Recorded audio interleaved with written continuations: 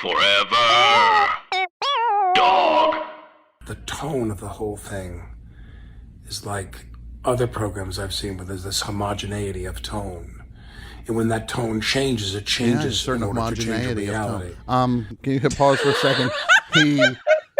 He always does those bailout homogeneity moves so that it's just like, just in case you thought I was dumb, I'm going to remind you I'm actually super smart. Can't think of anyone else who does that.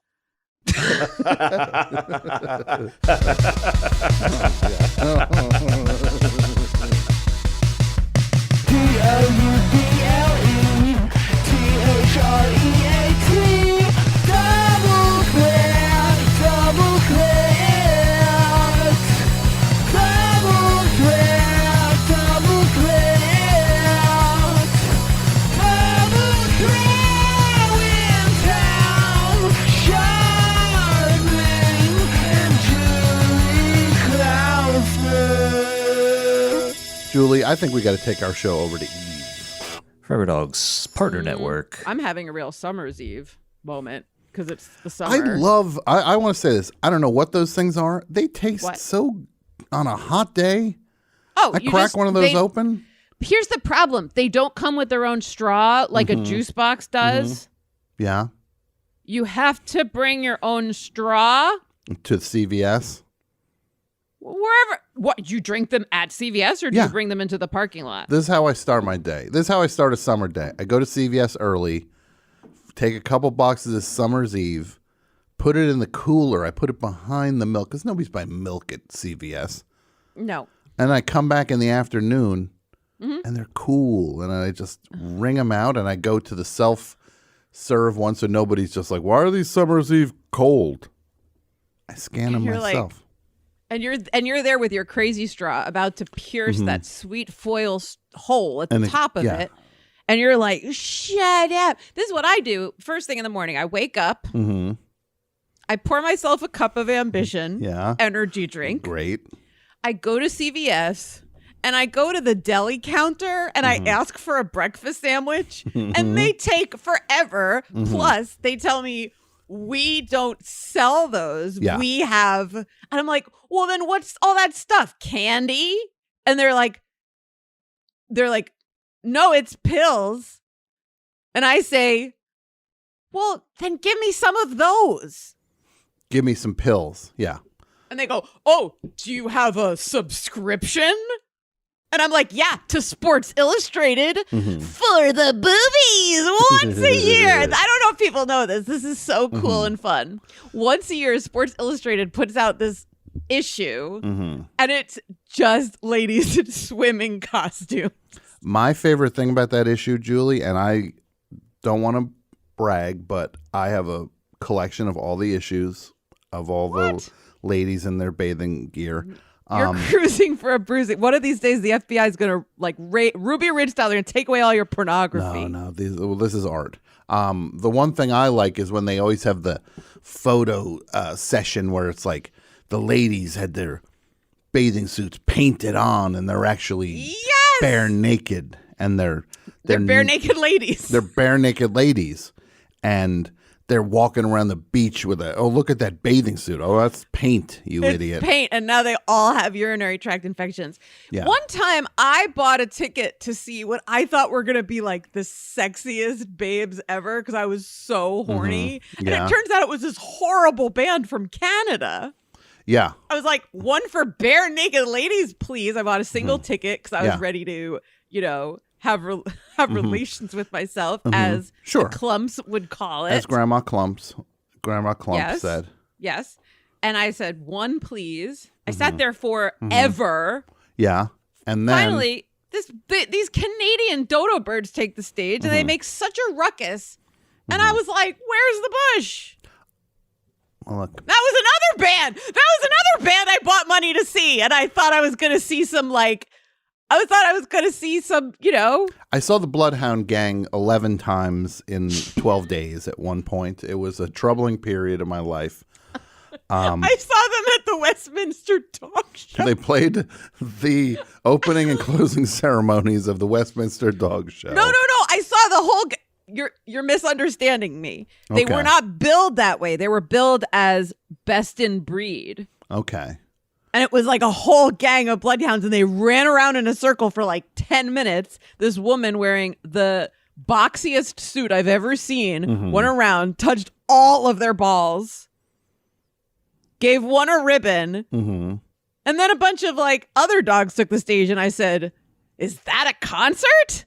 Hey guys, I'm so sorry to interrupt. I just got Brett. hello. I just got an alert. I have an alert set up. There's a person that's been a reoccurring fixture on this podcast over the years. Wait, you mean Double Threat, hosted by Tom and Julie, and welcome to an episode of it? Yeah, so I have an alert set up. Anytime this person does anything, newsworthy, I figure it's something, now we're kind of obligated to cover.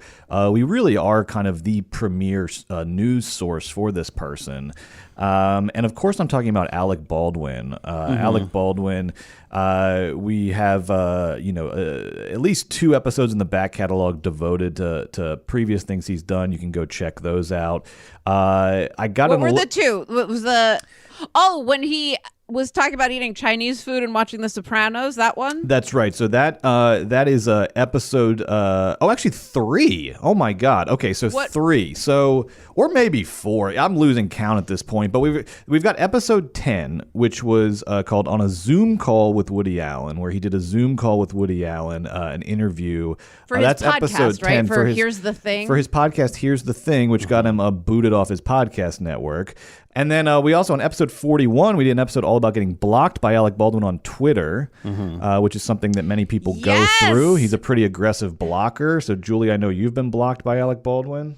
I've been blocked by Alec Baldwin, so I haven't been able to see anything he does on social media, but people tell me about it, and I hear secondhand. But yes, I do remember we did that one, and then we did the one where he talks about how David Chase ran into him in not a public bathroom. It was like the bathroom of a fancy hotel, and he was completely shirtless because he had sweat through his clothes. Yeah, that's right. Some endless story about, and I sweat through my shirt, and I go David Chase came into the men's bathroom, in the men's room, and there's David Chase. And he had said, hand to God, every Sunday he'd watch The Sopranos and eat a lot of Chinese food. Wow, that's so interesting, Alec.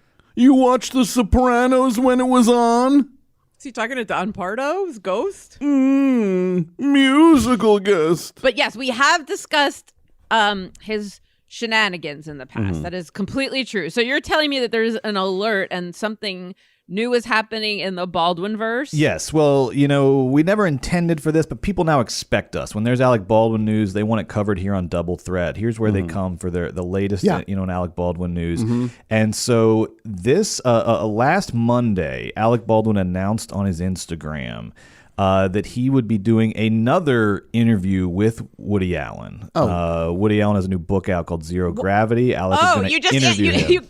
You got ahead of me because I was going to say, why? But then you kept talking. Woody Allen has a book out? He's got a new book out. He wrote a book called Zero Gravity. Who knows what it's about? But Alec Baldwin said, I want to interview Woody Allen on Instagram Live. Clarinets. He also probably about clarinets. Sensing that there might be some opposition to this Woody Allen interview based on previous history and everything we know about Woody Allen, Alec Baldwin starts this post. Before he even tells you what he's announcing, he starts this post with, I have zero interest in anyone's judgments and sanctimonious comments. I am obviously someone who has my own set of beliefs and could not care less, all capital letters, about anyone else's speculation. And you can't care less when you're using all caps and shouting at the internet. Yeah. Yeah, that's when you just don't care. He truly is such a carefree fella. He's just easy breezy. I like to just have a good time. Yelling at us even in caption form. I And those said are his I followers. laughed. I like to laugh. Let me laugh. Why would you interrupt me when I'm laughing? I have zero interest and I have zero gravity. I'm so interested in Woody's new book, Zero Gravity. Zero sales. 0 fucks. 0 copies sold. And 0 fuck. I'll be at the Barnes & Noble at Union Square signing the book at 7 a.m., 3 hours before they open. He went to the Petco. It wasn't open. He wakes up at 3. I'll be signing the book at Petco. There's a Petco and Sephora on either side of Barnes & Noble. Go to the dog food aisle. I'll be sitting on a bag of kibble. Signing copies. I'll be in the grooming center. Wait, hold up. Let me do my Woody's different than your Woody is like about to die Woody. Yes. And mine is a little bit more jumpy and has more seizures. Mm-hmm. So like be like, I'll be dipping my pen into some wet cat food and signing my name on a receipt. I went into the grooming area and they thought I was a dog and they put me in a crate and then they groomed me and expressed my anal glands. Soon sends him there to get his nails trimmed. Yeah. Because if she does it at home, he screams. Yeah. He goes in, they mistake him for an old dog. I think Sunyi just slips them 100 and was like, just do me a favor, get him out of the house for an afternoon and trim his nails. Yeah. And no rush. No rush on this one. No rush. How long is this going to take? There's a ball game on. There's always a ball game. I don't want to miss the ball game. Oh, my God. He's stuck in a crate at the groomers. Like you walk past that giant window when you see the animals getting groomed. You see him with a leash around his neck getting a bath. Why don't get my glasses wet? If you take that hat, he always wears that golf hat. Yeah. You cut a hole in the top. Yeah. Shove it down on his neck. Yeah. Flip it forward. Yeah. It's a cone. As far as the groomers perfect. are concerned. That's what that hat is. They're just like, here comes Woody. Let's go get his hat cone. And they put the cone, they pull it up. Why are you doing this? I wasn't going to bite at my haunches. Okay. Fine, I want to bite my haunches. So on this Instagram post that came out on Monday, Alec Baldwin starts it off by screaming at his followers, "I don't care what any of y'all think," and then he says, "Meanwhile," in all capital letters with 3 exclamation points. Instagram Live this Tuesday, which was last Tuesday, 10:30 a.m. with ... Woody Allen. Join us. So Alec Baldwin announced on Monday he's doing another interview with Woody Allen on Instagram Live this time. Comments turned off. Did Hilaria help him turn off the comments, or are the comments all just, comments on for this post. Comments were definitively turned off on the actual Instagram Live with Woody Allen, which, if you guys are okay with, we are going to watch on this episode. But don't shut the hearts off. But before we get to that, I was thinking we would, that's kind of the main course. That's an hour-long conversation. There's a lot in it. I was thinking maybe we'd start with something a little smaller. It's been a while since we've talked about Alec Baldwin on the show, so maybe we start with another clip from his Instagram. He's posting Instagram videos all the time from his life, candid behind-the-scenes looks at his life, his thoughts on things.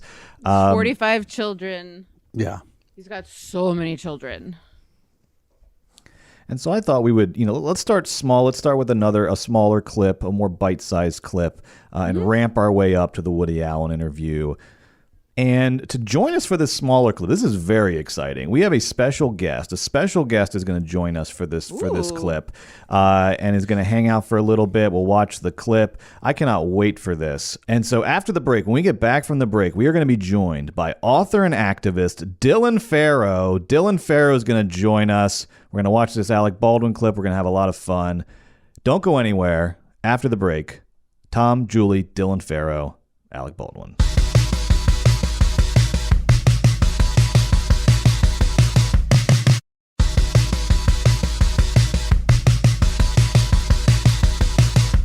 Hey, welcome back to Double Threat. It's your friends Tom and Julie and we are having a good time. And we are prepping to watch Alec Baldwin's latest Instagram live, but Brett was kind enough to give us an amuse-bouche that we can enjoy. Seems like the wrong word, but that we can attack, but with the help of a guest. Yes. And when it comes to guests, we got a guest, the capital G guest. Please welcome to the show, author and activist Dylan Farrow. Dylan, are you there? I'm here. Oh. Thanks so much for having me. Yay! so It's so good exciting. to see you. Thank you so much for coming. Oh, thank you so much. It's so great to finally meet you. Likewise. Even on Zoom, or especially on Zoom. Yeah. I don't know. Like I don't know. How are you doing pandemic wise, Zoom fatigue wise? Like, how are you feeling about Zoom still in this day and age? I mean, honestly, I am an introverted hermit, like agoraphobe. So Zoom suits me just fine. Right. Are you like a what pandemic person to some extent? Oh, absolutely. Yeah. Mm-hmm. Yeah. And you have 2 books. You have Hush and Veil. Am I correct? Yes. Veil just came out like a hot second ago.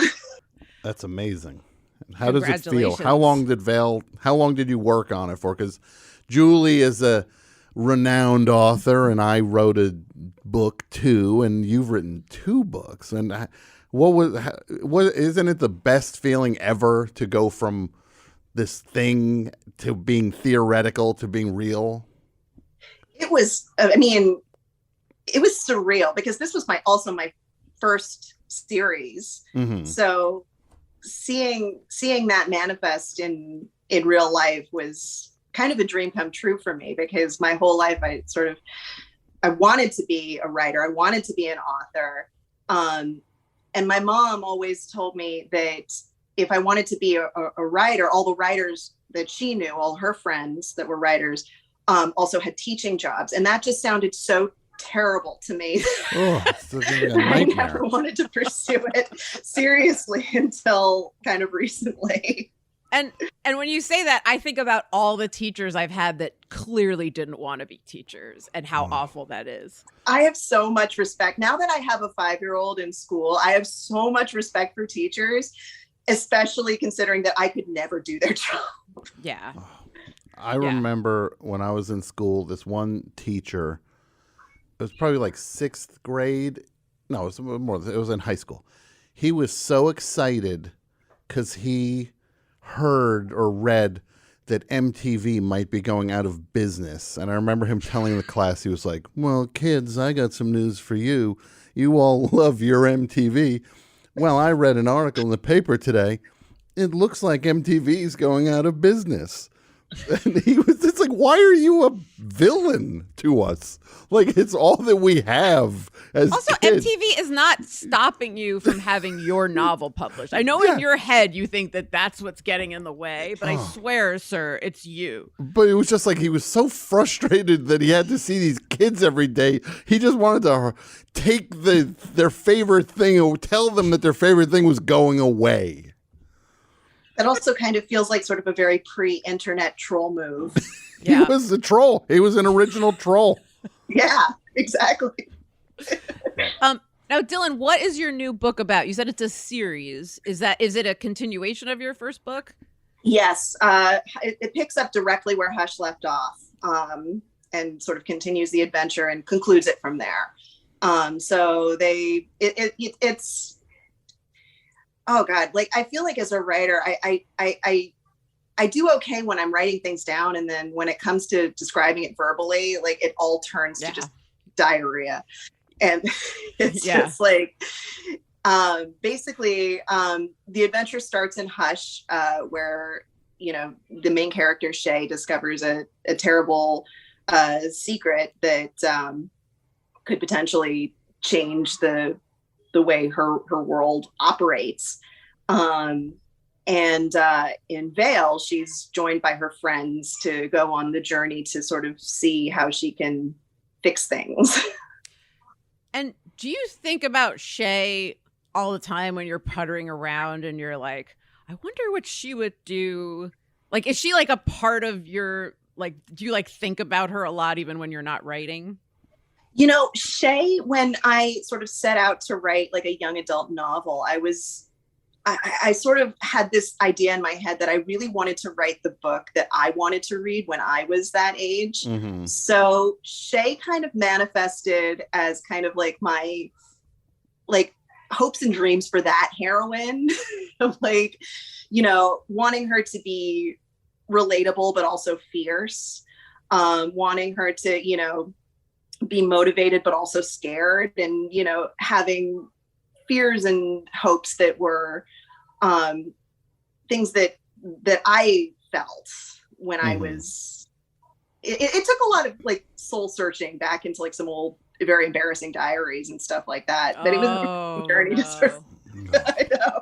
And what were some of the, well, two things. What was one of the most embarrassing things you read, and then from your diary? And then second, what were some young adult books that you read that you felt shaped you or motivated you, or that you're like, oh God, I want to have this, the way this was there for me, I want to have this for someone else? Oh my God. My diaries were just like basically chronicles of all the boys I liked. Yeah. Which, I mean, is probably like every... Right, you're like, who's Matt? Yeah, exactly. I was like, I am fiercely in love with this person. Nobody can tell me otherwise. Yeah. Mike G is where it's at. Oh yes, Mike G. He was such a dreamboat. Yeah, clearly. I look back at my notebooks and things, and I was just like, boy, I really couldn't draw the Van Halen logo at all.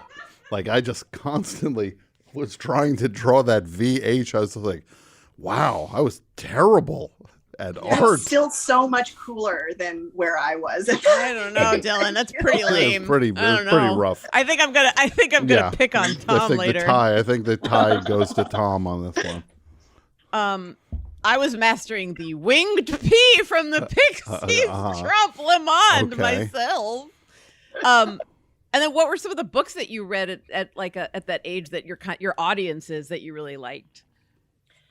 Well, early on, I was reading, you know, like, I mean, and in high school when the movie came out, Lord of the Rings.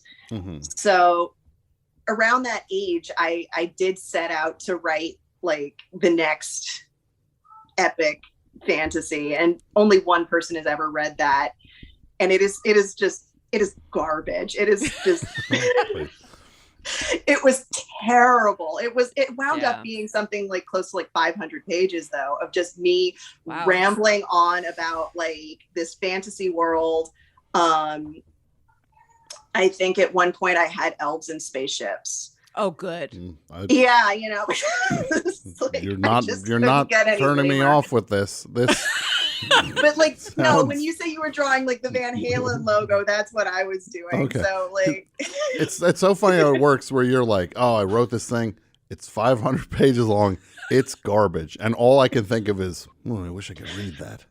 No, at the time I thought it was so good too. So that makes me want to read it more than you thought it was great when you wrote it. All I'm picturing is elves and spaceships. Yeah. Like, I think it's such a better thing than to put them in that tree.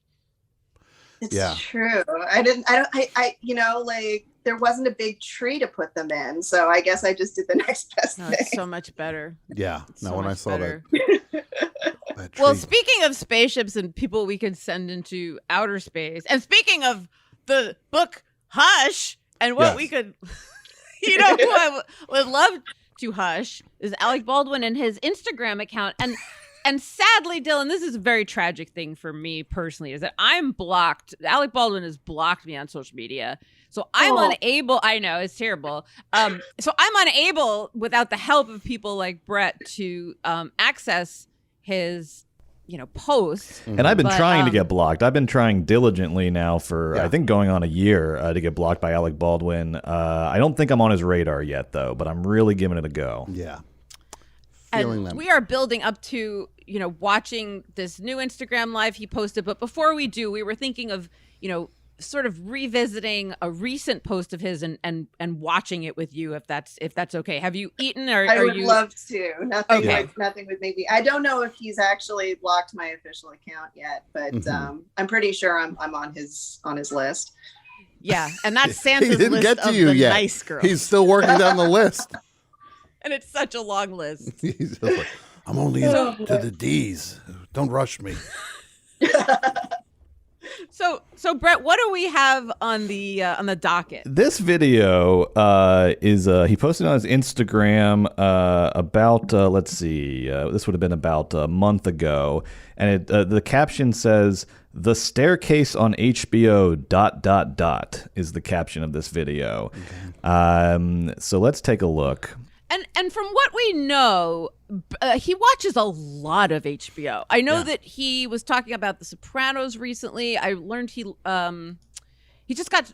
So is this sort of, he watched The Staircase and he's got opinions about what's on HBO? Brett, is that what this clip is? More or less? Presumably. Okay, let me bring him up. You can see, before we play it, you'll see kind of the position he's in, that he's filming himself, and that'll give you an idea of kind of where his head's at. We should probably all close our eyes, Brett. Yeah, let's do that. And then you tell us when it's on the screen, and we can open our eyes to see what this is at the same time. Great idea. Okay, here we go. Right. Eyes All right. Open your eyes on 3, 2, 1. Oh my God. What is going on with that? He's in bed? I mean, he can pick any location and angle. Those are all at his disposal. And this is He's what holding he chose. it himself? I mean, I think we'll get more context. We're on the very opening frame here. We haven't started playing it yet. He does appear to be lying in bed with the camera held above his face, looking down. And Great. let's play it and see if we learn amazing. anything else. Staircase on HBO. Staircase on HBO ... Yeah, I'm going to post a quick video here. I don't really comment too much on shows that are on TV. Sorry, can or you pause films. it? Yeah, Can you already. pause it? Sorry. Okay, that's the A, world's- yes you do. That's- yeah. Yes you do. You liar. B, you're acting like someone woke you up and made you post Yeah, this. exactly. Wake up! Wake up! I need you to Everyone. I need you to weigh in. You seem so put upon. This is so clearly your idea. Julie, when the call comes in, heroes have to respond. It's like the bat signal went up.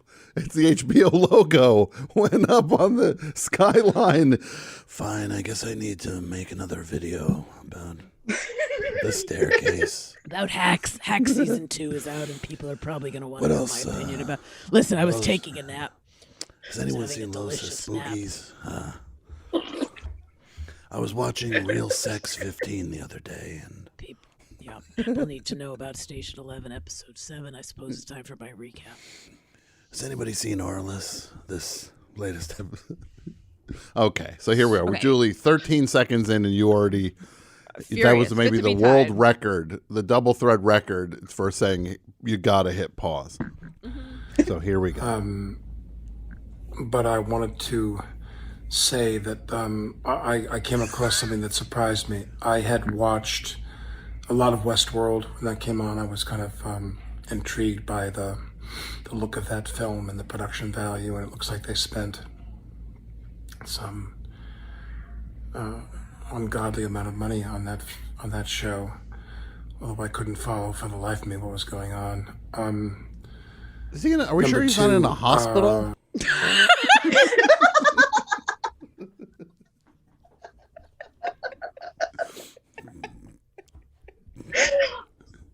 Like somebody's gonna come in See an and IV? turn up the IV drip, and he just slowly falls asleep.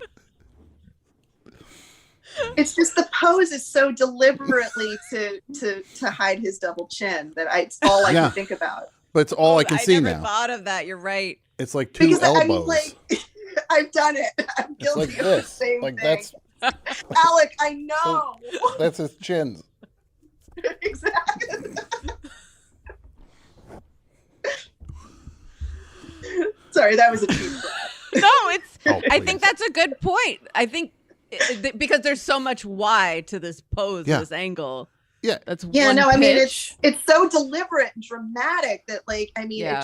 it grabs the attention. It doesn't let go. And- Both hands. And you never see anybody do this angle. Why would he, like, people have proven this angle doesn't work. Like, young people are not doing this angle because it doesn't favor them. Like, gravity works against you. You get a little older, and this guy, meanwhile, he says, I'll just plop back in the bed here, and I got my butt chin. Also, like, I'm sorry that Westworld being confusing made you so tired. Yeah. Yeah, he had to lay down. Julie, he had to lay down. Because he doesn't know what's happening He on needed a nap. Westworld. It gets harder, you know. For the life of me, I can't figure out what's going on that show. Ozark. I watched Ozark. Great cast and great acting. Not on HBO, mind you. And I ran into, was it Julia Warner, who plays Ruth, Garner. He means Garner, the yeah. little blonde. I'm bad at names. I'm so old. I don't remember anything.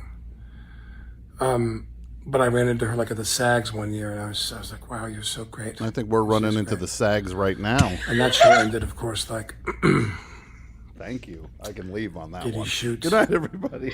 the private eye, or did he shoot his mother? I wonder, did he shoot his mother? That hit me. Because it was that Sopranos blackout, you know. But, and then the gunshot, as you all know. This is so strange and rambling. It's Like, oh my god. Just weird.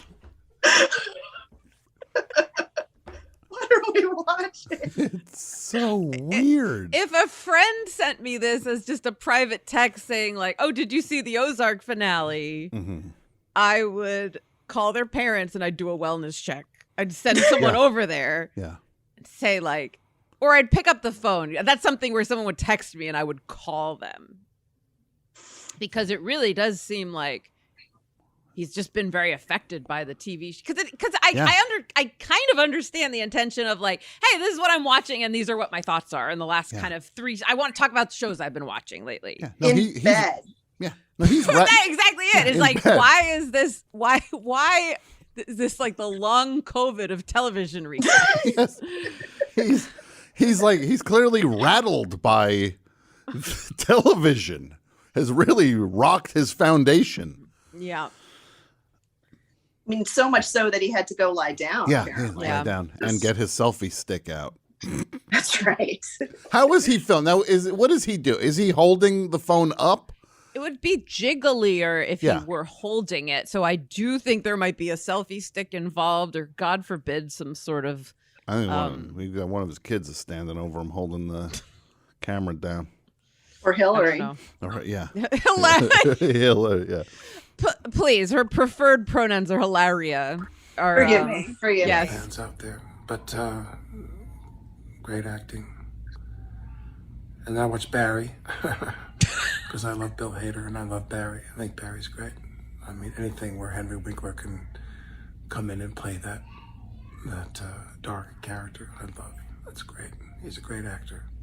A lot of great acting on that show. And Barry's a good show. Gotta watch that tonight, I think. But the show that I really have been transfixed by is The Staircase. And I was aware of the podcast. I was aware of the documentary. Peterson's story, the central figure, the man that killed his wife, as they say, was convicted of killing his wife. I had no interest in him. You know, men who were doctors in their lives and they killed their wives and everything. I'm like, okay, that wasn't that interesting to me, the story at the time. I thought, okay, he killed his wife and he's going to go to prison at the end. Isn't he like literally in that thing, Dr. Death? Yes. He's like in that. He has no interest in murdering doctors. He's bored by it until it can pay one of his kids' tuition. Fine. I mean, at a certain point, is there a group rate Yeah. for Syracuse? Is there a Costco of some kind to get them all in at the same time? I don't know. You don't have to be interested in it. It's a paycheck. But no, you're right. It is kind of weird. It's like, I'm not someone interested saying, in I have doctors." no interest in it's, you know, what's her name? Seifert being like, I have no interest in these women that create Theranos and Yeah. Our scam artist, ultimately.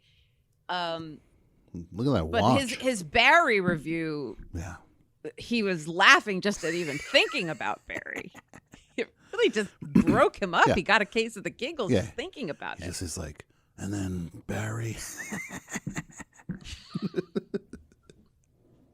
It's almost like he wrote it out ahead of time and he's reciting it or Yeah. something. Like, insert laugh here. Alec laughs. Yeah, it's Alec laughs in exactly. He's on stage at an award show, and he's just, but he's alone. Well, it is written like these are his dying words. It's almost like an acting class exercise. It's like, I want you to do this monologue. Yeah. But like it these feels are like your a last monologue, words. exactly. Yeah. Of his dying wish or Yeah. David Mamet made sure that all the pauses and the coughs are there and the sniffs. the giggles. Yeah, and Sniffs now and giggles. he's doing a little trumpet hands. Whatever. Then along comes a television series on HBO with Colin Firth. And I am a huge Colin Firth fan. I love The King's Join the Speech. I club. love Colin Firth and Bridget Jones. I think he's so wonderful, and I'm an endless Colin Firth fan. So An endless I watched Colin the series. Firth fan.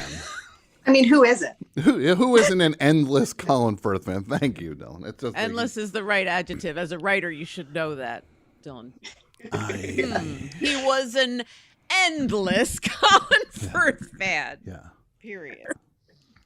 And then he named The man was dying. Yeah. Period. Yeah. This is what- the Kingsman, Paddington.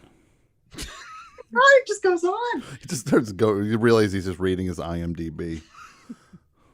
I have no idea if Colin Firth was in Paddington.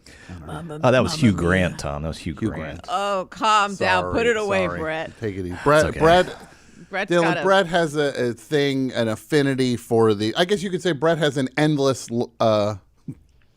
What did he say? Endless. He's an endless Hugh Grant fan. Yes. He loves British actors, so he gets very excited when Yeah. But unlike Alec Baldwin, he doesn't lie down in bed and go, oh, Yeah. Bob Hoskins and Ray Winston. Mickey Blue Eyes. exactly. But I love Colin Firth, and I watch it. Oh my God. Yes. Oh my God. Yes. Just I made a back up. phone Can you call. I back up won't and say do? who He it's gave us the old blue eyes treatment, where he tried to penetrate us with those piercing baby blues to tell us that that he's legit right Boy. now. Yeah. But I love Colin Firth, and I watch it. Oh my God. Yep. Oh my God. And I made a phone call. I won't say who it's to. I don't want to embarrass anybody. And I said, this show, it was somebody who's attached to the show. Doesn't And want I to said, embarrass "This show anybody. Yeah. Is like, yeah. Too late. I haven't seen the show in a long Except I can- for myself. Yeah. I called Scott Peterson. I don't want to say who. I don't want to say who. I can't say who. I called Robert Durst. I said the Jinx is fantastic. You've got to watch this. that all the elements of cinema come together, not just the acting and the writing and the directing surely, but the lighting, the cinematography, the sets, the tone of the whole thing is like other programs I've seen where there's this homogeneity of tone. And when that tone changes, it changes in order to change a reality. Butch Cassidy and the Sundance Kid has a certain tone, the way they filmed it, beautifully filmed. Yeah, a certain homogeneity Godfather, of of tone. course, is probably Can you what pause for a second? He named all those departments, and all I could think of is somebody in the lighting, somebody in sound that have been screamed at, that he screamed at through the years. Like, oh, the lighting on the thing. And then the person who did lighting on the staircase is like, yeah, remember when you screamed at me on the Yeah. movie I did with you? With Girl Fight, Yeah. the Female Fight Club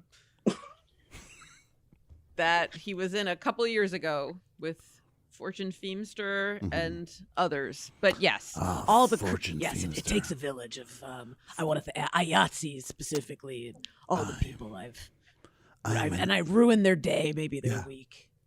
I go down the call sheet and figure who I'm going to yell at today. When I look at it, who's the lucky, who gets the lucky number? Here we Single go. greatest works of art, regardless of the medium, because of tone, the music, the sound mixing, all of it. It's so hypnotic. It pulls you in. All the kind of tobacco colors and the browns and the sepia to it. The real. Do you hear by the way, the background sounds in this? Baby's crying. I hear it sounds like there's a nursery that has an unattended nursery. Everybody's looking for him. The kids need to be fed. He's filming a video talking about the staircase. He's got 16 kids to feed. Mm-hmm. The sepia tones, the tobacco tones. The tobacco color, yeah. Oh, the tobacco color. What's going on? You need cataract surgery. Yeah. I loved how everything in the staircase was brown. Maybe someone threw gravy at your TV screen. What's going on? No one's talking about how brown the staircase is. Yeah. Why does Alec Baldwin turn his phone on and talk about how brown the staircase is? That's unhinged behavior. I called someone attached to the production and said, "This is the brownest show I've ever seen." It turns out he was wearing his blue blocker sunglasses. Yeah. That's why he thought it was so brown. Cut out all the UV light. He is talking as if he's Hal in 2001 getting shut down. He's winding down. Singing.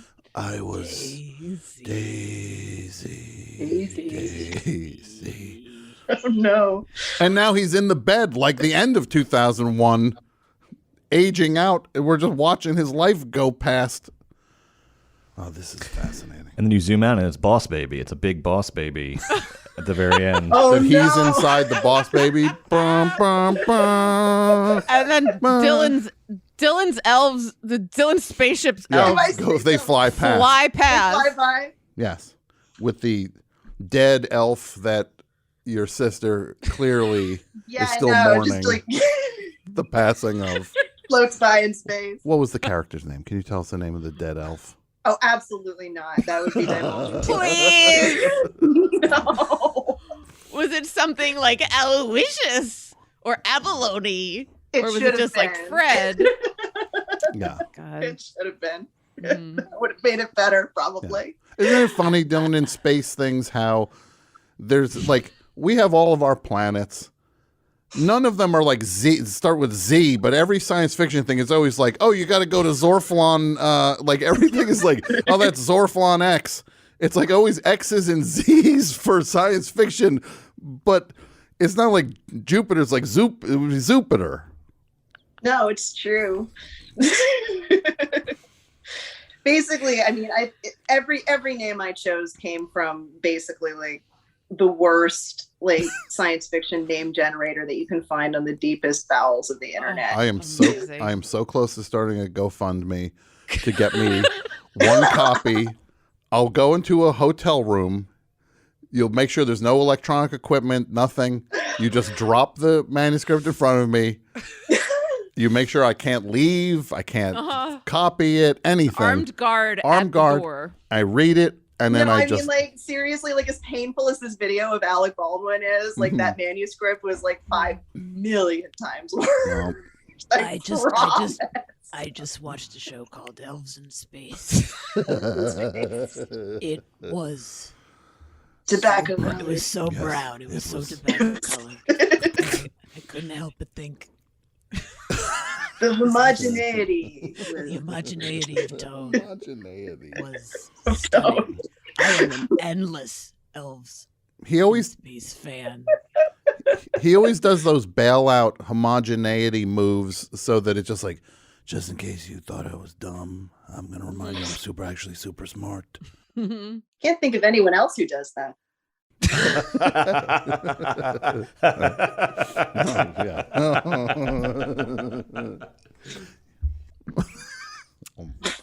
I learned a word. That's basically the and Butch Cassidy. Also, I've seen Butch Cassidy. Congratulations. Yeah. I'm comparing something new to something old. I love that he's talking to his phone instead of his wife. I by the feel way. like I'm sitting in the cafeteria at Bard College listening to film students discuss something. Right. If anybody should have been a teacher, it should have been this blowhard, because he could talk all the livelong day, and he would get paid for it and rewarded for talking.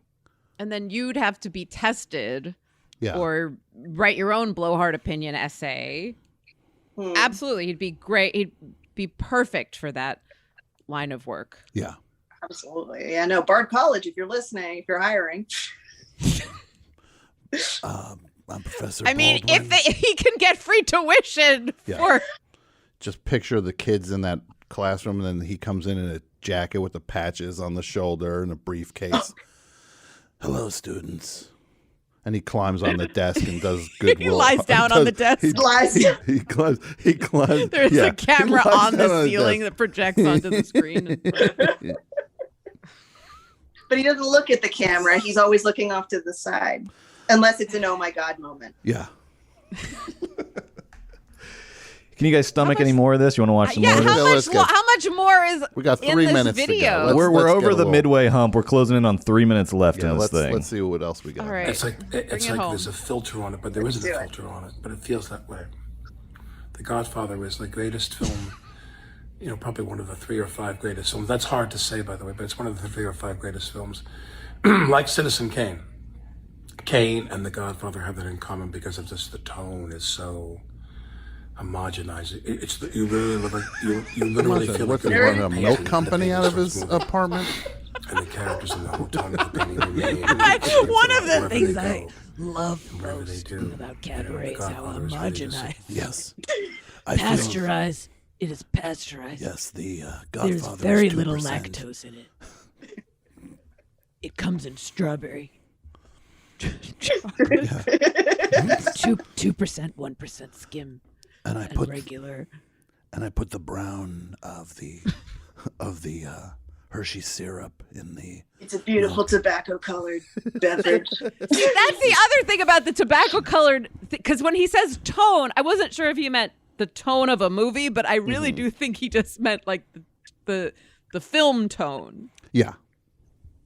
like the That's- sepia I have no tone. idea. You know what I he's- mean? You're you're obviously right. getting a lot more from this. No, than I'm I am. overthinking it. Yeah. You're completely right. And I'm we completely never overthinking it. None of us have even commented on that he breaks things down to 3s and 5s, like the 3 to 5, the 3 or 5 best films ever made. It's like, what about the 4th best film? Like, just jump over 4?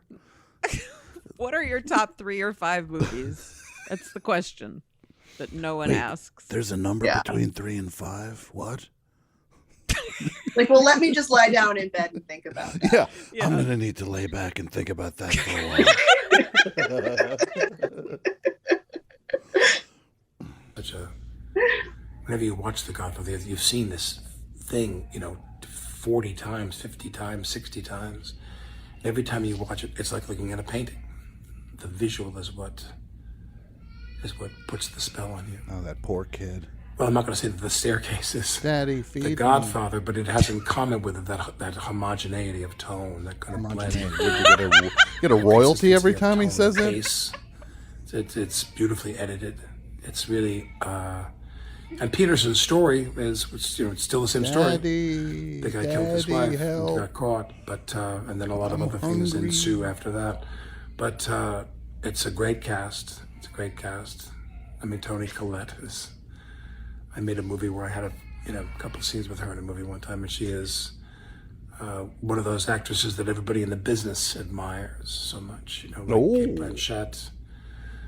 People Meryl, obviously. People who in the industry, people look at her and go, "Oh, she's really great." Tony's a great actress. Sorry, did he just have a stroke when he said Thanks, in the it's industry? pretty damn Wah, wah. He's like Paul McCartney. Wait, what did he just? Can you rewind In that the a tiny industry, bit, people- Brett? All the So industry. much, Paul, I like thought he was Kate saying Paul Blanchett.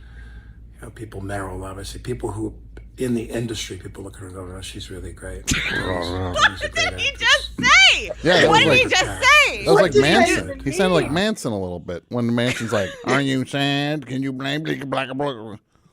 He just did Is his that own mini when you're version like, of that. People I don't want to mention Pony Colette. Like, is that what he was doing, or did he just straight up black out for a second? Yeah.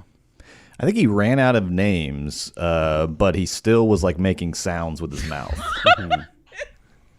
Brett, you have a newborn baby. Does the baby ever make sounds like that? Oh, all the time. So he could be doing, typically babies mimic adults. Maybe he's doing it in the reverse. Maybe he's begun to mimic the 3 baby or 4 in the babies that next are in his room? house at any given moment. Yeah. He's Benjamin buttoning right now in front of us. He's becoming a baby. And he'll become one of his own babies. Homogeny of tone in Colin Benjamin Firth. Button. I'm an unapologetic Colin Firth fan. And I think The Staircase is on Thursdays on HBO. And it's really got a hook in me. It really got a hook in me. Like Barry and Ozark, and what are some of the other ones I watched? I haven't really watched much TV since Mary Hartman when I was a child. I've never really watched a lot of TV. You're lying. That's a straight up lie.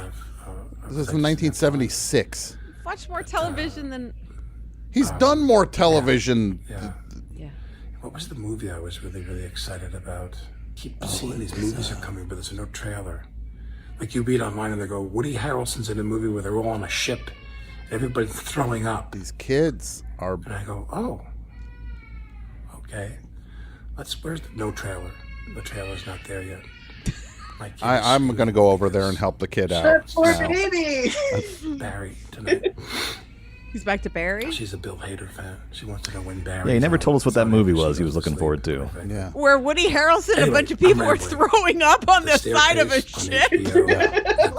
There's no trailer for this movie. Yeah, because it's in your head. Yeah, you had a dream about Woody Harrelson and a bunch of people throwing up on a ship. Here we go. Final 5 seconds.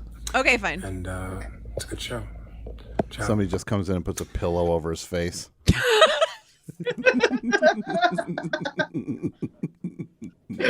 Oh my god. Oh my goodness. You did it. Congratulations, everybody. We did it. I feel like we all come out of this and we all maybe need a shower now, but we all did it. Or a sponge bath from the nurse that's about to come in. I swear to God, Tom, Smother him. if he hadn't been wearing that black golf shirt, there's no way we wouldn't have known he wasn't in a hospital. Yeah. Except for the sound of his children crying in the next room. What if he's sleeping in the maternity ward? At this point, maybe it would save gas commute-wise. I don't know. I probably got to be having a kid any day soon anyway. Probably, right? I might as well just stay here. Well, Dylan, I hope that this has taught you a thing about the thing to watch out for as you embark upon your next book creatively. To watch out for is the homogeny of tone more than anything. Yes. Indeed, yes. I've learned quite a great deal. Okay. About it. And if in your next book, Dylan, if you slip the word homogeneity into it, you'll know what I'll know what it'll be. A little wink to me and Julie. Oh, absolutely. A little. You know, I haven't watched television since Carol Burnett would pull her earlobe. But shut up. You've watched more television than Yeah. I've watched in the last Yeah. year. There's no trailer for this. Trust me. Yeah. This movie where Woody Harrelson is Just take my word for it. throwing Have you up. noticed there's so many movies, but there's no trailers? Like everyone's talking to me about this movie where Woody Harrelson's Throwing up on the side of a boat. What's the name of that movie where Woody Harrelson throws up? no What? trailer. He walks into where a Blockbuster used to be in Manhattan. I'm looking for a movie. It's like, sir, this is a CVS now. We don't rent. It has been Blockbuster for 19 years. It's just so frustrating because there's no trailer. Do you have any copies of the new Woody Harrelson vomit movie?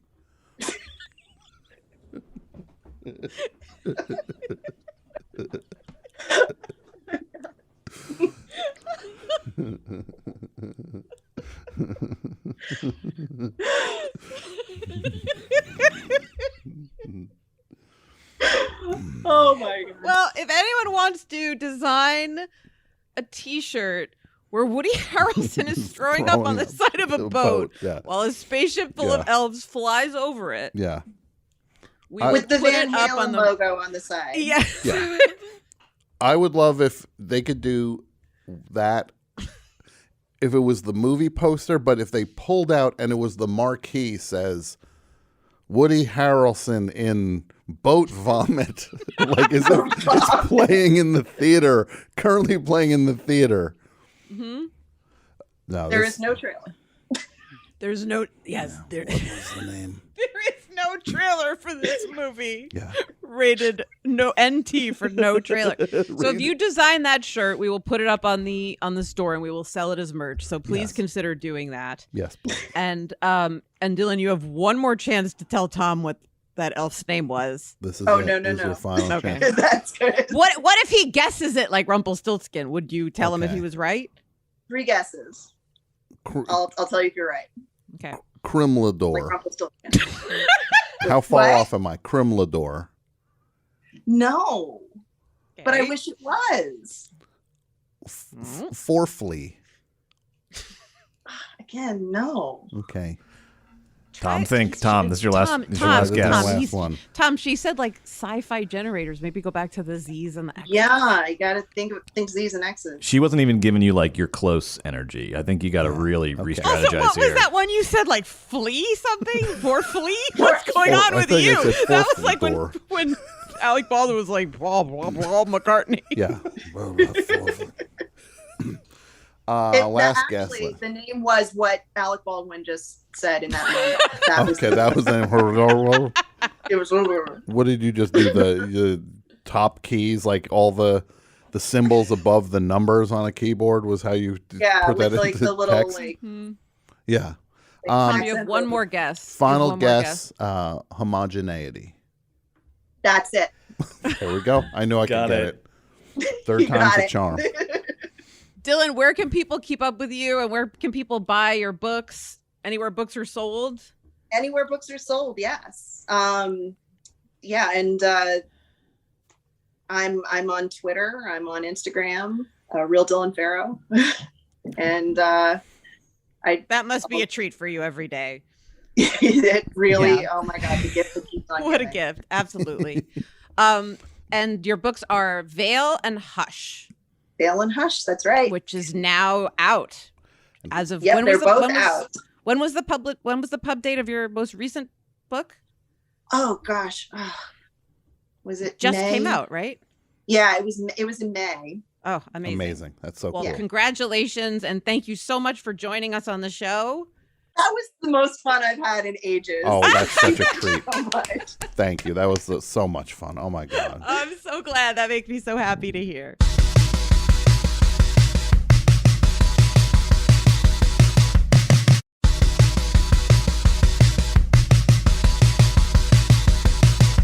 So I think I'm ready to dive in to this pool that does not have any water in it and concuss severely. Mm-hmm. I'll jump in the pool too. I have a feeling that the pool is filled with, as our friends from across the pond say, urine. And we're not talking about a literal pool. We are talking about Alec Baldwin's Instagram Live interview with Woody Allen. Here we go. I'm going to bring it up here. Bring it up. And if you want to watch along with us, you can sign up for Forever Dog Plus at foreverdog.plus and watch videos every week of the episodes. Heaven help you. God have God mercy on your make- soul. So Yeah. already this is a nightmare. Alec Baldwin is wearing a visor, a golf It visor. says Am I Titleist. correct? That's golf balls. What's title? Oh, okay. Golf balls. golf balls? How many free golf balls will I get if I wear my Titleist visor? His favorite golf balls. Alec Baldwin's favorite golf balls. Dear Titleist, This Instagram Live is brought to you by Titleist golf balls. I'm not sure if anybody over at Titleist saw I was wearing your visor during my 55-minute interview with Woody Allen. With this dying. I would like to receive 3 golf balls. I would like to receive a 10% discount on 3 golf balls. Who may I speak to about this matter? Are those? Do they also make lotto balls? The balls that tell you who won the lottery. They're like, and this next ball. What if 19. they put golf balls in that thing? Yeah. Look at me thinking. I'm so deep in thought. So he is in front of his mantle, and he's got Dumb art pictures on it. of his kid. His kid probably Terrible. made that His art, kid's and he put it talentless. behind him. No offense, kid's not very talented. Got a little choo-choo train, little choo. And look, Brett, I'll say the same thing. If Sandy's good, I'll say Sandy's got some skills. Brett's kid, Sandy. If Sandy's art stinks, I'm just going to say it. Should I press play on this? Yes, please do. Yes, We're please. now live. I'm going to take the comments. I'm going to disable the comments. Turn Yeah, them that's off always a good commenting. first step to any And here crowd-pleasing, public-facing gesture. First thing first, I'm going to make sure no one in the audience has any fruit or vegetables in their bag. they wanna come on and and the do a show test? begins. Yes, she said So he's This sucks. setting his shot up, This and guy there's already sucks. some audio issues, and now he's making sure he's comfortable in his chair. That trashy brick behind him. You could Mantelpiece. think it's as classy as it is. It's trash. Just a heads up, he's muted himself here, and he's going to be muted for the next 2 minutes. And he's That he giggling forgot because to- he's having technical problems, you Yeah. think? I think he just forgot that he muted himself, or he's saying something that he doesn't want anybody to hear. Okay, and by the way, in terms of technical problems, I have not seen this. Are there any technical problems that come up in the next hour, Brett? There are quite a few, and I sympathize with that. There are always when you're doing things like this, there are always little things that come up here and there. Troubleshooting? They do suffer through a couple technical issues, as we'll see as we go on Okay. here. Well, it happens to the best of us. This hat. What on earth makes somebody? I would have a hard time wearing that hat if I worked at Titleist or my name was Titleist. I would not wear that hat. If I was leaving a dermatologist office and they had just taken care of like a massive boil in the center of my forehead, and they were like, okay, you've got this bandage and it's still got some like, do you want to wear this on your way out between here and the cab to cover this? Mm-hmm. I would say, can I think about it? Yeah. Yeah. What are my other options? Can I just wear a garbage bag over my head like a bonnet? But like a visor. What the hell does a Oh! Oh, Now he popped up like Rumpelstiltskin. Woody's Who here. the fuck is that? He's got a assistant. Now the camera pulls away. All right, so- Is that Go, Ghislaine Maxwell? Now we can hear So you. there is You can hear me. Ghislaine Okay. Maxwell Woody, as like say a something. Can you hear him? Yeah, I can. Oh God, this is worse than This is enough. This is going to be a 99-part episode. This, I can't handle this. Yeah, So I can hear him. it's a woman who stepped in who's basically like somewhere between a publicist and a nurse Yeah, who helped move the camera around, and there is what Woody would call a close. If we are going to speak, and let's give him credit, he still does make what I'm told are movies. they're great movies too. I think most of them are in focus. Yeah, So he's very close to the camera and kind of like head tilted down, almost like a caricature of him, like a bobblehead, I would say. yeah. He looks like a Funko Pop of Woody Allen. He's a Funko Pop because he's never looked older. Woody, do you collect Funko Pops? Because I started collecting them, and I have a few really good ones. I have Tom Hanks from Castaway. Castaway. I knew you were going to say Castaway. I have the Butabi brothers from Night at the Roxbury. I've heard there's a Machine Gun Kelly bobblehead. I've checked 3 Targets looking for it. Nobody has it in stock. I don't know what Funko Pops are. Are they like lollipops?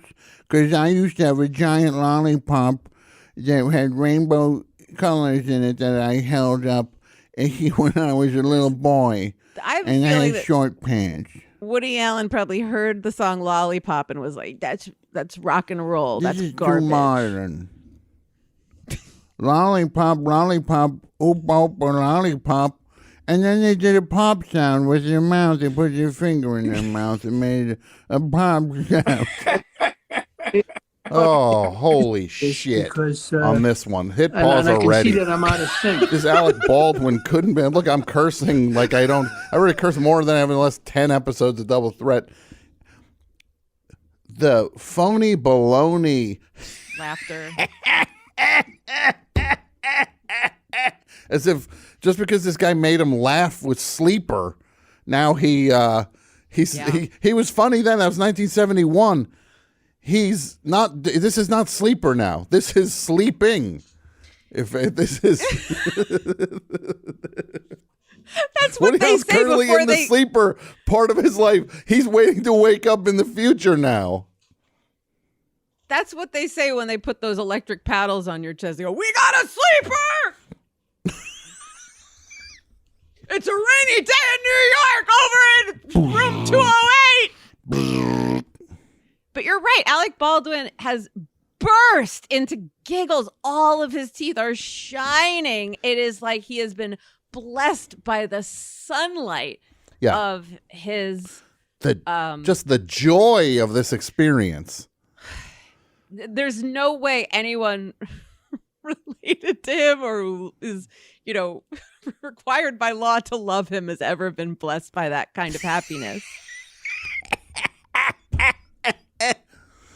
Are we good? Yeah, I'm good. I'm on the thing. No, he just said, "Yeah, I'm good." Is he? If this guy laughed this much at this, I couldn't imagine what it'd be like to sit next to him when he was watching Rifkin's Festival. Tom's looking around like someone's following him. I mean, maybe he's laughing because the idea that Woody looking the way he does just said, "I'm good," is pretty funny. No, Woody, don't put your Funko Pop on camera. I need to see you. This is me. But having said that, it's still the greatest day of your life, isn't it? Being on Instagram? I'm not sure what Instagram is, but Also, yes, you do. No, you only see I am part so of my sick face, of this. right? Thank you, I'm Julie. so goddamn sick of this. I don't know what this does shit. Yeah. Well, if I knew what that was, then I would understand. You know what it is. You don't need to like it, but you don't. You do know what. But you do know what it is. He's so proud of this old. Look, the automats are gone, Grandpa. The ragman don't exist no more. You get ice at the bodega, not from a truck driving down the street, and you know this stuff. What's your favorite thing to get from McDonald's? I don't know what that is. Yes, you do. It's been around since the 50s. Roy Kroc. Yeah. Woody, what's your favorite sandwich to eat? I don't know what sandwiches are. The early sandwich was before after my time. God bless him. Fuck him, man. This is it's just not funny, and And boy, you wouldn't know from how Alec Baldwin's laughing, though. What is Instagram? Instagram is the Radio City Music Hall of the millennial generation. Okay, but I'm losing my mind. I'm not good at that stuff. I'm not into Instagram or I know I have a Facebook page, but I've never visited it, nor would I Brett, know how call to. up Woody Allen's Facebook page Somebody right else- now. Yeah, please. let's take a detour here. He does? I know I have a LinkedIn account. I'm for the LinkedIn. I have a new movie, Director I'm on- Rifkin's Festival. I know I have a Facebook. I haven't seen it, nor would I know how to act. Go to Best Buy. Yeah. Somebody else handles it for me. Of course, as it should be. Now, are It's we? not my idea because I don't know what it does exactly. Oh, he's course, going to keep okay. talking about it. Yeah. Alec was ready to move Well, on. Woody wasn't. One example. You can hear me, right? Yeah, sure.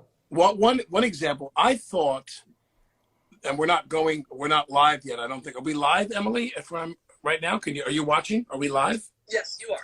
We're live. Okay, we're live. So we'll just ramble. What did he think it was? Because we now? start at 10:30. I'm going to introduce you, but No, I thought that the relaxation of marijuana laws in New York would result in a kind of a Topanga Canyon-esque bacchanal of free thought and music and poetry and batik dresses and people gambling through the park. And instead, everyone is zonked out of their mind. They're numb. They're comatose, sitting on a bench in the park, staring at their phone. You know what I mean? Like intimacy has certainly taken it on the chin. You're bombing with social media. Alec, That's you're my bombing. biggest complaint against social media is that everybody is like the what's the word? Like the slab in 2001: A Space Odyssey that the monkeys are worshiping or puzzling over. I can't comment on social media because I really don't, I'm just not up on it. It's never interested me because I've never been interested in anything, any kind of gadgetry, cameras, tape recorders.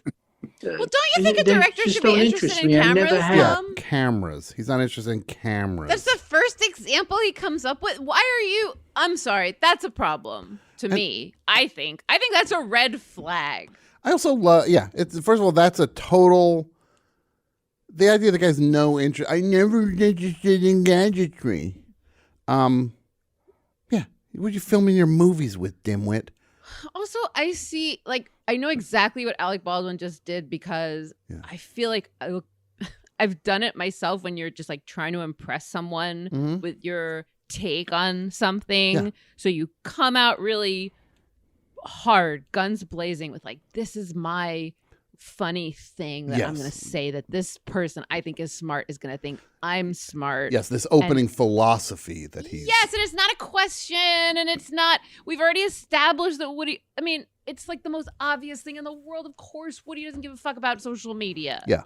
I thought that when the relaxation of marijuana laws would create some Topanga Canyon-esque bacchanalia with people gambling in the park, going through, but they're just sitting there staring at the front. First of all, he's lying. That's a disingenuous point. He didn't think that. He knows he's got children. Yeah. He knows kids aren't interested in that they love their phones. Right. That he really thought that the relaxation of weed laws in New York City would turn it into suddenly everything is hate Ashbury. And he just wanted to gambling.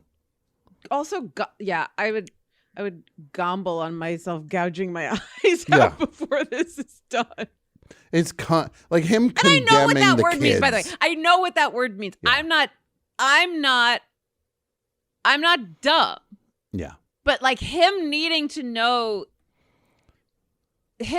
Woody to know that he's smart is such a it's bummer. So pathetic. It's so pathetic. Such a bummer. Watching him flop in front of Woody Allen where he was just like, as he's saying this thing, you could feel him losing the grip on the steering wheel. Like he knows it's not connecting with this guy. I don't know if he has any way of telling that because Woody Allen I think the fact that Woody died 15 minutes ago. The fact that Woody Allen didn't go, technology, you think he still go like he's like weed laws and everything, and he's just like still just like I wouldn't know what to do with Facebook, as if Alec Baldwin just talk for 3 minutes about Central Nothing Park. At all. Are we almost done with this, Brett? So looking at the timeline here, we are about 5.5 minutes into a 55-minute interview. Social media. Now, as I say, I have a Facebook page, but I don't know I've never seen it. I wouldn't know how to access it. And I don't know what it does exactly or what benefit or problem it is for me. I don't know, but it's run by people who, manage my business and they think it's important. So great. Well, you also have to have, I'm going to sign off with you, Emily, and call you back. Bye. You also have what they call the placeholder, which is that you don't want someone else to co-opt your name, which I've had happen. Like in the dawn of Facebook and so forth, Oh, and by the way, You let's had take to a moment find the and think guy about that how had horrible it would be if copyrighted someone your were name. to And the law take Alec Baldwin's name Yeah. and act like an asshole on Yeah. social media. How embarrassing that would be for him if someone were to use his name Yeah. He'd and look, perhaps use it to be a jerk of some kind publicly. yeah, exactly. It could really besmirch his sterling reputation.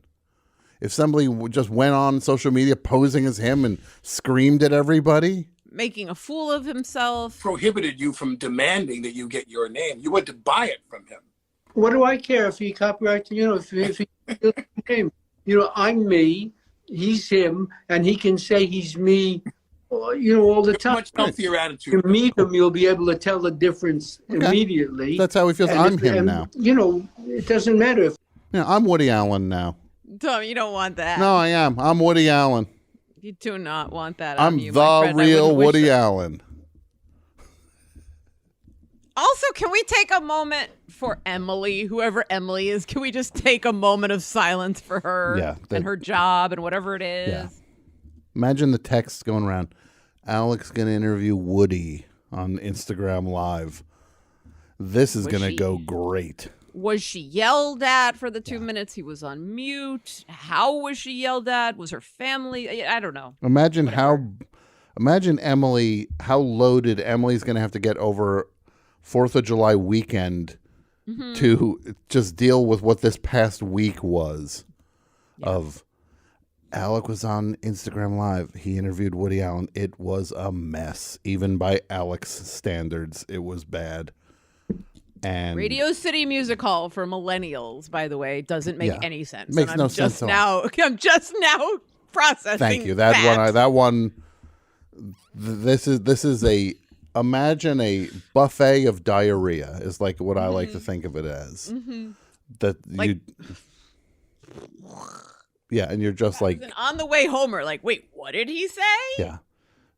Because he said Instagram is the Radio City Music Hall for millennials. What does that mean? Well, first of all, it's not for millennials. You're on it. Yeah. Alec. We have boomer / greatest generation. Yeah. Look at that picture of him there. Look at Alec. He's so happy. Look how happy he is. There's no way he looked this happy on his wedding day when his kids were born, etc. Yeah. I'm talking Maybe to Woody. when David Mamet tried on some funny eyeglasses for him, he laughed. Yeah. It's like, these lenses are, one is a triangle and one is a rhombus. Yeah, he's got those glasses. David Mamet might as well just wear glasses that say 2022 on them, like as if he's at New Year's Eve. They'd be more respectable if he just started putting prescription lenses into the New Year's Eve glasses. Somebody please do David Mamet wearing 2022 glasses. Yep. I'm begging you. Please.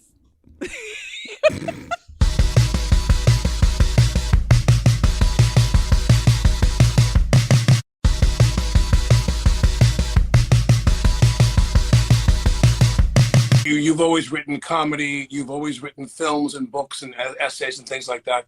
And you did stand-up. And then performing stand-up comedy obviously stops. I'm assuming you always played music, but did you find that those two things transition where no more stand-up comedy live, but I'm going to play music live because you were more comfortable doing that? No, the music thing is sorry, ridiculous. Can you pause it again? Brett, I'm sorry. Amateur. I have the answer for that question. Who cares? Yeah. Who could possibly care about his answer to that particular question? You don't do... Tom, could you please summarize the question? If that was a question, what was the question? I don't know. It's like, you don't do stand-up, but you do music? Why? Yeah, that's what it was. So you do music. You don't do stand-up anymore, but you kept doing music. Everybody shut up. I need to hear what Woody's answer is to this. Has Woody given any answer to anything that isn't him disagreeing at the start of the thing. Well, no, that's not what it is. It's like he's one of these guys that has to say, no, you're wrong. I'm going to tell you. But he's saying the same two things over and over. We get it. You're not on Facebook. We get it. You're not up on technology. You don't know what's going on in 2022. Woo! Jazz musician, New Orleans jazz, and I'm terrible and I'm at sure it. the people in New Orleans are so proud to hear him throw around New Orleans all the time. And if I wasn't known from my movies, if I didn't have a modest celebrity status, then I wouldn't have gotten any place. But people came more to see me in clubs, and they forgave my terribleness. Oh, really? They came to see you in clubs, not because they wanted to hear your music? With my heart out, and I practiced every day. I mean, I always all right, hit practiced, pause on this but for a it doesn't second. matter if you This don't. dude is no different. Ultimately, he's no different than like when people say the Kardashians are talentless and stuff. He's just as talentless when it comes to music. When it comes to the clarinet, absolutely. It's something he does for fun. I mean, I will say this. I will give this to Woody Allen. I will not give him a lot, but I will give him this. He is honest about being terrible. Wait, what were you going to say? A big old smooch.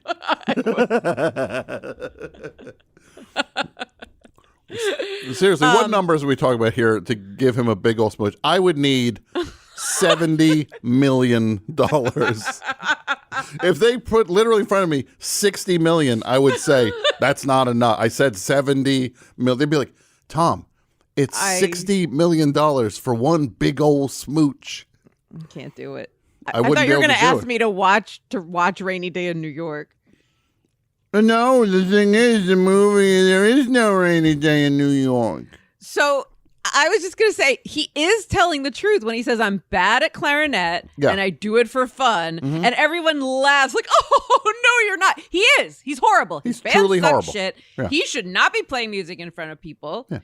And it's such an insult to actual jazz artists that this buffoon gets up there on the bandstand with his clarinet and disgraces that music week after week. So many levels of Woody Allen apologists / fans, or people are like, okay, I loved Annie Hall, but everything after, Curse of the Jade Scorpion or whatever is fucking horrible. But then there's people who are like, no, I will see, or in Alec Baldwin's case, be in whatever garbage fucking Wonder Wheel. I don't give a shit. But then who are the people that go to his clarinet shows? They should all be in prison. Yeah. Yeah, it's disgusting. I tapped out on this guy when I saw Rifkin's Festival. I was like, I'm out. That was the last straw for you? I was like, this is the last straw. But there are people who see his movies. There's this certain type of person that sees his movies. It's like you've got a bad family, but you see them every year. Yes. Like, my family blows, but they're my family. Nobody sees his movies lately. The last movie of his that people saw was Midnight in Paris or Blue Jasmine. Mm-hmm. Not only was I playing just in living rooms, like a weekly poker game with other musicians, but we started to play in clubs and started to do concerts. I found myself playing for thousands of people in opera houses in Europe, and 5,000 people would be standing in the rain to hear us. And, it was a phenomenal experience. I think the only positive thing that you can come away with there is, if you really love something and you do it with sincerity, there's a chance that you can communicate. And Woody's Wi-Fi went out. Wait. You broke up there. Oh, God. Oh, Alec is still live? You broke up there. Oh, no, Emily's going to get you. We lost him. So he's frozen and blurry right and now. Alec is I'm trying to 14.4 modem. I went on to CompuStar. We froze. Can you hear me? Because you guys are frozen. This is...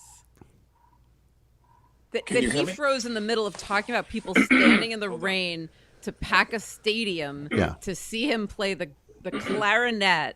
Yeah. is Leonela! Who's he yelling to? Basta! Los Peritas, basta! Holy moly. It's like a Yeah. put on. It's like what somebody who hates Alec Baldwin would write him doing. He yells something in Spanish off screen. Don't ask Woody. Okay, let's do this. Look at this dumb hat Alec Baldwin's wearing also. We can't talk about that enough. Titleist makes, is it golf balls, Brent? Yeah, they make golf balls. So this dimwit wears a visor, which visors look stupid on anybody. He's wearing a visor that says Titleist on it so proudly. Okay, so Okay, the nurse is back, and she's just handed the phone back to Woody. I don't know what happened with it because I don't know anything about computers. We know you don't. Zero Gravity and your autobiography, which I love your autobiography. Oh, thank yes, apropos of nothing came out. Oh, he's not. There he goes again. Wi-Fi out again. Let that be the image right there for the episode, please. I'm losing him again. Hold on. That is the digital equivalent of being struck by lightning. It's so great that God is like, nope. I jump on the Starbucks Wi-Fi down the street. Look at Alec. He's getting madder and madder. This is supposed to be my moment. He's simmering. I finally get Woody on my Instagram Live. The water is not ready for the pasta yet, but we see those little tiny bubbles. It's going to be ready soon. We may as well put the salt in the water. Look at this. Look at this. Look at this anatomy of a temper tantrum forming in front of our eyes. I love that Are they in a room where they have the best Wi-Fi? I love that we just heard. Yeah, I just texted Pamela. No, they need to be in a room with like the best Wi-Fi in the house. What have they got going on there? What do you want me to come over and check the router? It's getting madder and madder. I'm going to send James Toback over to check the router. Toback, check Woody's router. Jimmy, it's Alec. Jimmy. This is Bobby. Call Bobby Weedy. Bobby Weedy will walk him through a troubleshooting. What's going on? I just opened the door. Maybe it'll make a difference. Can't hear you. I just opened the door. Maybe it'll make a difference. He's angry. Door. The cat She's got so out. over it. I don't know what's going on with this because I don't know this stuff and I don't care to know. I wouldn't know how to find out about it. Also, he was smart enough to know to plug his fucking book. And he's like, yeah, apropos of nothing available on. And then it was like, nope. Apropos of nothing. Now out in Kindle. But I don't know what that is. Look at how mad Alec. He is at a, want to say 4 to 5. What do we think I think temper-wise? he's coming. He's 6.5 right now, coming up and going up fast. For Alec Baldwin, though, see, that's the other thing of like, if you grow up around people that are angry, you know exactly how to read where is his temper at right now. When he starts to see red, it doesn't matter if he's talking to Woody Allen or one of his 31 kids. It doesn't matter. He's just getting mad, and that's all that matters is how hurt he is by. But it does matter because it's Woody Allen, because that is adding fuel to the fire. He's like, you're embarrassing me in front of. Do you know who's on the line? It has to be the best wife. By the way, great advice. They should be in a room with the best Wi-Fi. Yeah. Really? Yeah. That's your advice? That's very helpful. Yeah, real honorary member of the Geek Squad up over here. I actually want to join the Geek Squad. Hi, I'm Alec from the Geek Squad. Have you tried I'm plugging it and unplugging it? Look, you pig. I don't know why your internet's not working. Look at him on the Geek Squad. Look, you son of a bitch. I'll cave your head in. I don't know why your TV has motion. He's like on the phone capture. talking through. Imagine the patience you need to troubleshoot a tech situation versus this guy. Yeah. I don't know. Try HDMI 2. What do you want me to tell you? Speaking of HDMI 2, I saw something on HBO last week. It was Reminds me of the letter H. Devil Wears Prada. Has anybody seen this movie? I mean, I am a huge Monster-in-law. Meryl Streep fan. I'm an endless. Endless. Speaking of endless, this is In endless. Apropos of Nothing, which I devoured. I love that book. And I mentioned to you that one of the things I loved was how kind you were and how detailed you were in remembering even some of the most minor characters in your career timeline. Here comes the egg cream talk. You might have had one little interaction with them, but it was memorable to you or significant to you. And you name a lot of names of people that you interacted with in a very thoughtful way. And then I want to mention what I guess is the converse, which is your wife must know that when you write a book of casuals, you're going to give her the business a little bit every now and then. I mean, my Woody's Wi-Fi's out again. It's on again, you moron. Her credit card was still glowing. He's not looking at it yet. That's the best moment right there.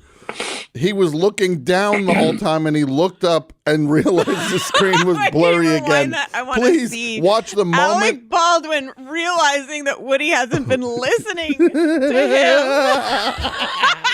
Watch this moment when it goes. Woody's thing conks out, and Alex just talking. Watch the moment it starts to dawn on him. Yeah, here we go. Tell you were and remembering even some of the most minor characters in your career timeline. You were very respectful and very kind. The funniest thing I've ever people seen. Who they might have had you might have had one little interaction with them, but it was memorable to you or significant to you. And you name a lot of names of people that you interacted with in a very thoughtful way.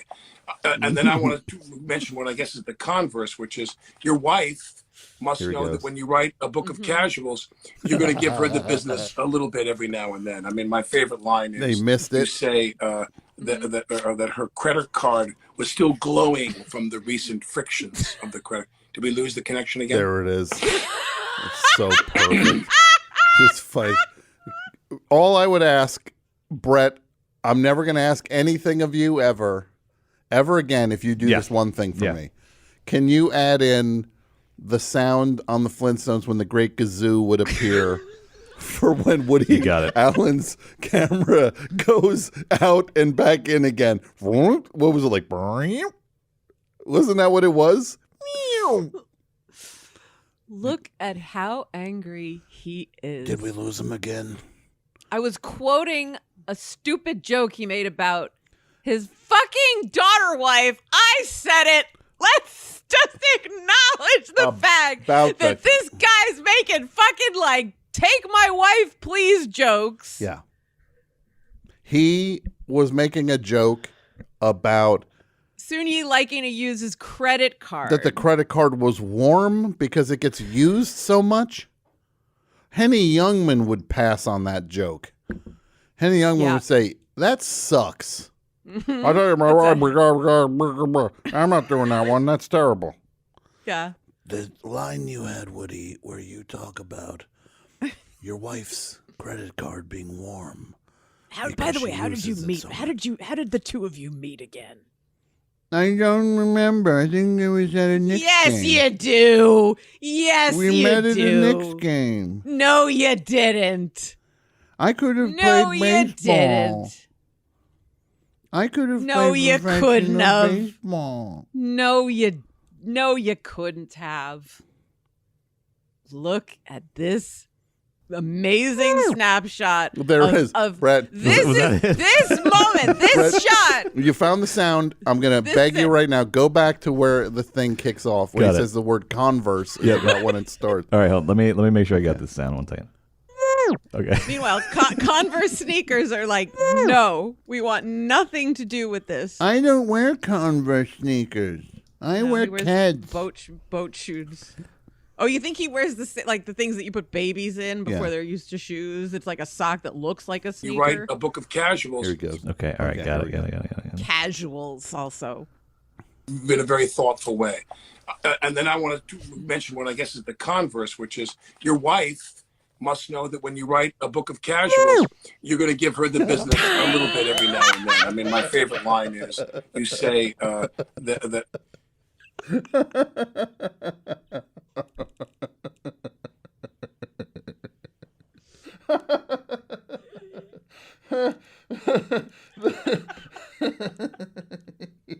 And the weird thing is, he looks like looks normal. exactly like- He looks normal when it's blurry. He looks like a normal person. I don't know, when it's Tom. blurry. He kind of looks like, look at that nose. That nose looks like a cocktail Frank He vertical. looks like a Humpty Hump from Digital Underground. The Humpty Dance. I'm grabbing in the biscuits. Because the thing I is- once got busy in the Burger Yeah, King bathroom. that's the old Woody Allen would say. Yeah. I once got busy in a Burger King bathroom. Burger King bathroom. But I watch some of it from time to time. But like, I love Bill Hader's show Barry, because I love Bill Hader. You know, that show Barry, I really, really liked a lot. And but you don't watch any streaming TV? I don't, not out of statement or anything. Right. You know, I go out to dinner or have dinner at home, and after dinner, I watch the basketball game. I turn on the baseball game. I'm a big Yankee fan, a Knick fan. You know, that's what I watch, and then I watch the news and Turner Classics. But I'm not moved to All right, get so into this dipshit you know, I don't have the watches. Let's hit pause. First of all, the Knicks are never going to win as long as this rat roots for them. That's what the whole problem has been. I just figured that out. He's the curse of the Knicks. Secondly, he eats dinner like everybody eats dinner. You dope. Like I eat dinner, either out or I don't watch streaming television. I eat dinner. it's not a statement. Put him in a home. Put him in a home. Yeah. Pull the plug and put him in a home. So he eats dinner and then watches the ball game. Yes. He's a big Yankee fan, big Knicks fan, or he watches Turner Classics. Who was he? What, Gold Diggers of 1939? He's got to watch that, but the worst thing is, look, this is some old fossil stuck in his ways. That's how that goes. Alec Baldwin. What planet do you think he's going to go? No, I do watch Barry. I like Barry. Like, you know, he doesn't know what this is. He just needs someone to listen to him. Because I enjoy Barry so much. It's Bill Hader. Yeah. Are you familiar with the cast of SNL, Mikey Day? Is it cake? I mean, have you seen Is It Cake yet, Woody? It's a show where Mikey know the Day. answer. I'm not. I haven't seen Is It Cake, and it's not as a statement, but I just don't have it. I eat dinner either out or in the apartment. Why are we? Do you also? Does Alec Baldwin not have any older relatives? Because if you can't, just talk to like an elderly person you're related to instead of this. Yeah, or go volunteer at a nursing home, clean up and help them out. Then he'd scream. That would be elder abuse. Yeah. He'd scream at them for taking too long with the potatoes. Yeah. Why did Elmer's been waiting. You didn't finish this tapioca pudding, you little pig. Him yelling at patients. Alec, you can't volunteer here anymore. All right, Brett. I don't know if we can watch this whole thing. I'm just putting that out there. I want to tell you right now, this is inhumane. It's like we are not factory animals. You have to, you know what I mean? Like, can we fast forward to some highlights, lowlights, whatever you want to call them? I don't think we can do all of this. I just don't think we can. I mean, it does not. It really does not get better than this. This is the top of the mountain right here. The only thing that I wanted to show you as well is how it all ends. The very end of it. Other than that, there's really nothing else that we haven't seen already. Then doesn't he say that making movies is no longer enjoyable to him? He says a lot of shit. He doesn't like making movies anymore. Right, he doesn't want streaming television. Yeah, what a coincidence. Neither do we. We don't enjoy you making movies. Exactly. So you finally caught up to us. Oh, yeah, we've been waiting for you for 15 years, buddy. You bum. There's a good 10 minutes where he's just like, maybe I'll write a book, maybe I'll write a play, and envisioning all these other things he might do instead of make a movie. There's a lot of shit they talk about, but let's zoom to the end and just watch how they get off here. Oh, he takes his hat off? Wait, I want to see see that. Maybe I'll Alec- win the hot dog eating contest on 4th of July. I'll eat more hot dogs than Joey Chestnut. He dips them in water. There's no way that, I swear to God, Soon-Yi cuts it up and puts it like the way that you put it in split pea soup for a toddler.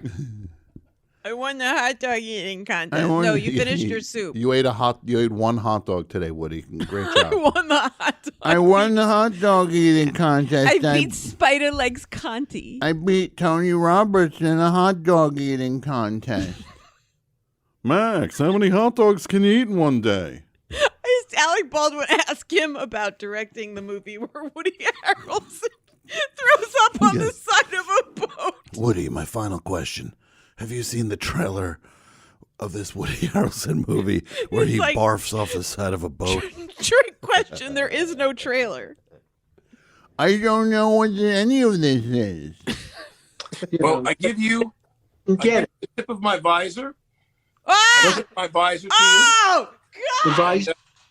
My love Tom, to you, how do and you thanks think for that doing this visor for me. I appreciate it. smells Oh, at this point in the interview? Thanks for chatting. It was nice to see you. You too. Great to see you as always. Have a great rest of the summer. Thank you. You too. I'm going to record this. I'm going to record this and post it. Hold on one second. I don't know what that means. You're going to record it and post I'm it? gonna I don't mute know what that this. means, nor do I know why I would know what that means. I don't know these things. I think we're done. Ah! That's it? Yeah, we're done. Back in the crate. Back in your cage, Woody. Soon-Yi is like, clean his ears this time. Yeah. Let's see, how do I save it?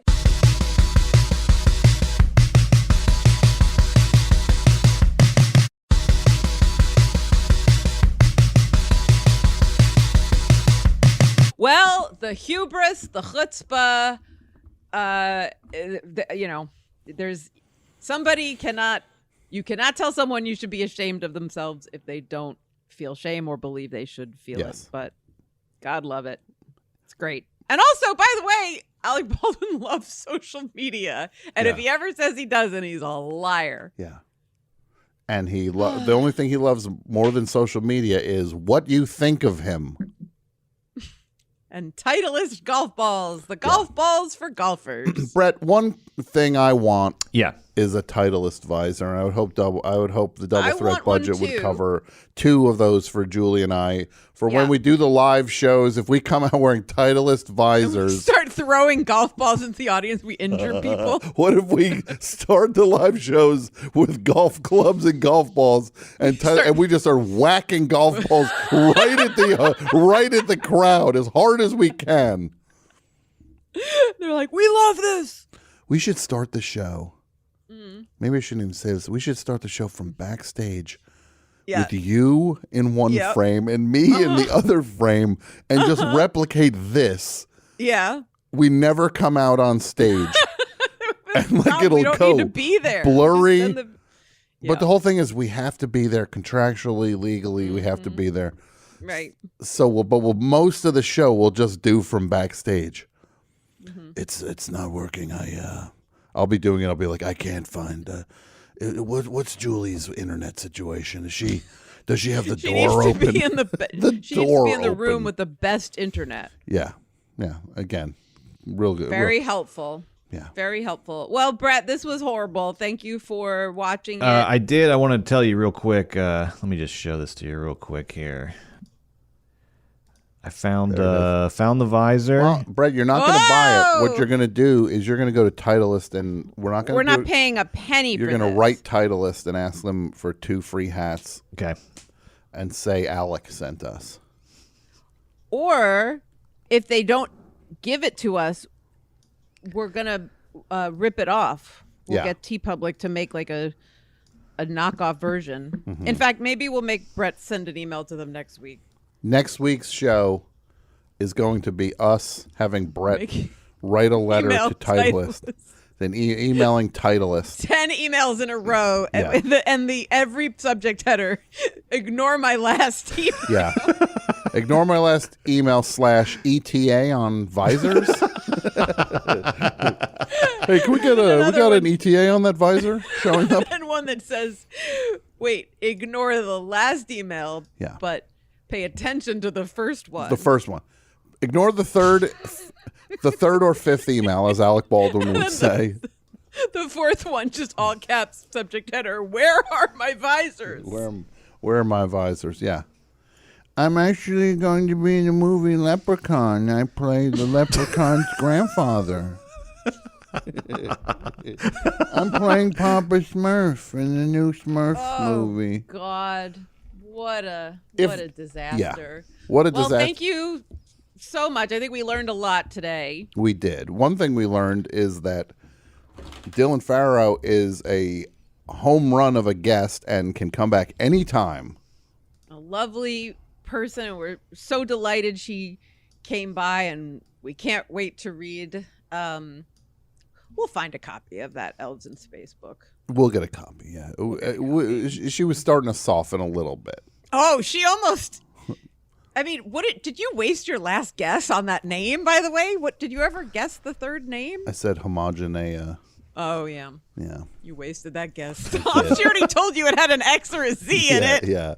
I lost it.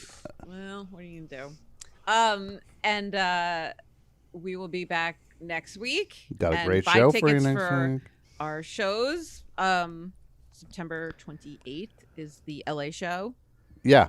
LA at the Lodge Room, September 28th. Tickets still available. It is selling out, and when it sells out, that's it. Then I don't want to hear anybody, but I waited. Can I get in? No, you can't. And Bell House. October 21st. Yeah. First show sold out, but we added the second show. Tickets still available, but going fast. Those links are in the show notes, so just scroll down on your podcast app, click on that link. It'll take you right there. You can buy the tickets right now. Then you don't have to worry about it. And then just mark the day on your calendar, and we'll see you in September or October. Sounds great, yes. And thanks, everybody, for listening. And Double Threat will be back next week. Bye. Bye. Forever Dog. This has been a Forever Dog production. Executive produced by Brett Boehm, Joe Cilio, and Alex Ramsey.